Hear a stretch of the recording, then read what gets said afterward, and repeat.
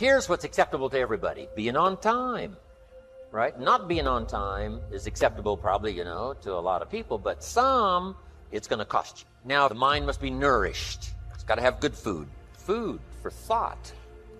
Bread for the head, we call it. Yes, you need a slice of toast in the morning, right, for your body, but you need a slice of cassette. A slice of cassette you put in the car system and listen. Let something feed your mind. Stand guard at the door of your mind. Don't just listen to anything and everything. Make sure that you're your own best filter of what goes into your mental factory and spins out the fabric of your life in the future. Stand guard at the door of your mind. What is it that might be the key that you learn to let go of something? And this letting go is, of course, going to be uncomfortable. Why? Because it is something that no one, normally in our school systems, you don't find the subject how to let go. You find the subject how to get more. And so that means in that moment when people are getting confronted the first time with this type of teachings it's uncomfortable. And so someone is always confronted. Here then he's brought down. Then he gets message how he will build himself up again. Then he gets smashed down again, and so it continues when we as humans feel something is lacking. The answer is just consume more, which means just go out and look where you're going to find something that is going to fill up that gap, to fill up that hole that you are feeling. That is the approach that we have outside. You need a good library. In this library, you need all kinds of diversity. You need a book on Gandhi and you need a book on Hitler. Gandhi to show you how high and lofty someone's ambitions that are noble can go, and the other one to show you how despicable and low someone can sink in terms of pure evil embodied in a human. Don't be afraid of the debate. Don't be afraid of the health debate. Don't be afraid of the religious debate, the spiritual debate. Don't be afraid of something you believe in to be challenged, because that's where the vigor and the flourishing of something is. It survives the debate. If it survives the debate, it's a pretty good idea. A senator in Washington, D.C. says, I got a great idea. Someone says, oh, let's grab it and run with it. Say, no, we don't just grab it and run with it. What's the Senate for? To debate. And the rest of the Senate says, put your idea on the table and let's debate.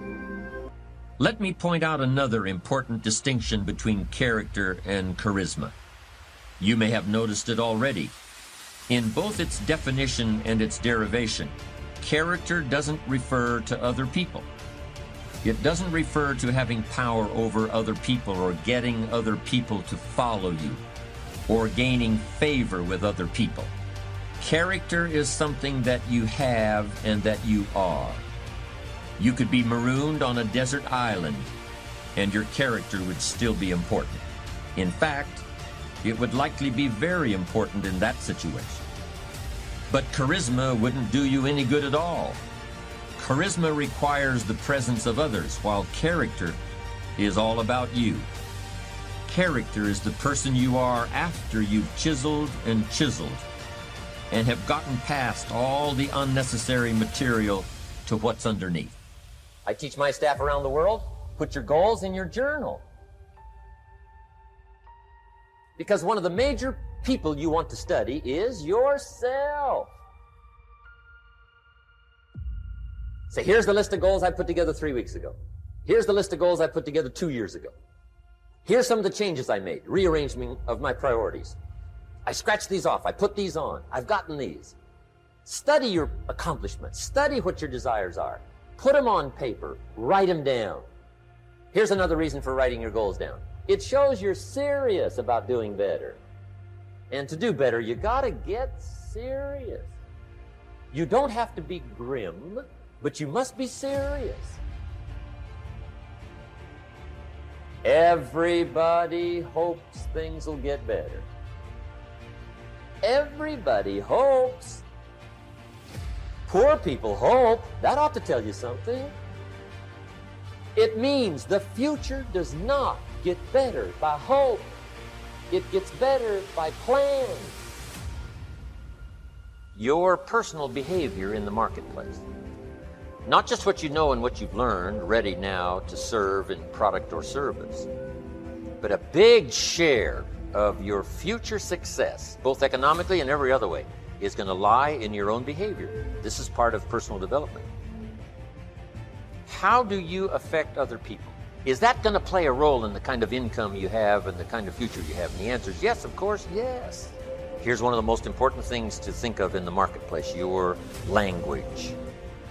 Now, some people who are inclined to use bad language, I'm telling you, in the marketplace is not the place. To use bad language in the marketplace, it's too costly. If you were to add up what it really cost, I'm telling you, you'd be a lot more careful. You've got to shift gears from the bar language to the marketplace language.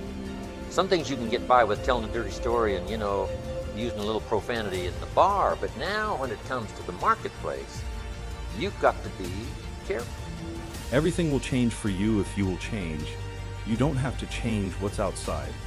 All you've got to change is what's inside. To have more, you simply have to become more. And then he said, don't wish it was easier, wish you were better. Start working on yourself, making these personal changes. And he said, all change for you. Don't wish for less problems, wish for more skills. Life is going to happen, and you're going to set a plan, and you're going to have a vision, and you're going to hope that it's going to turn out perfect. But what so often happens in life is that things get burned and things go the wrong way, and it's in that moment that you're gonna have to choose your reaction. Do you have a choice to make? Do you have the right reaction, or do you have the wrong reaction? Some of us were tempted, I'll just lay here, and it will pass over me. I'm telling you, you will be in a vicious cycle forever. You have to get up. Some of you have been knocked out by light, and you got up and saw the blood. He hit me. Sometimes in life you have to hit back, recycle your pain, get something from it. You're already in pain. Use it, do something with it, allow it to take you to the next level. Allow your pain to push you to greatness. Here's a key phrase: beware of using inside lingo on the outside world. All the computer guys had to learn that, right? They got off in this spacey kind of language stuff, and they found out people that bought their computers didn't know how to run them simply because they couldn't understand the language. Now they had to say, well, we can use this language among ourselves, the computer lingo among ourselves, but we got to shift gears now in the marketplace and make this user-friendly in terms of language that people can understand. So, strange language in the inside circle of business and so on is okay, but you have to sort of shift gears now when you get out into the marketplace. Get up, your mama needs you, your daddy needs you, your children need you. Get up, your why is going to push you when you can't push yourself. When you want to quit and give up, your why is going to give you that edge you need, that advantage you need, that lift that you need to get to the next level. Your why, you better go inside. You still looking outside for the stuff that's already inside. You're still looking for someone to save you when you're already your superhero. You're looking for some information from somebody when you already got what you need in your head. It's just time for you to get up and be the best version of you.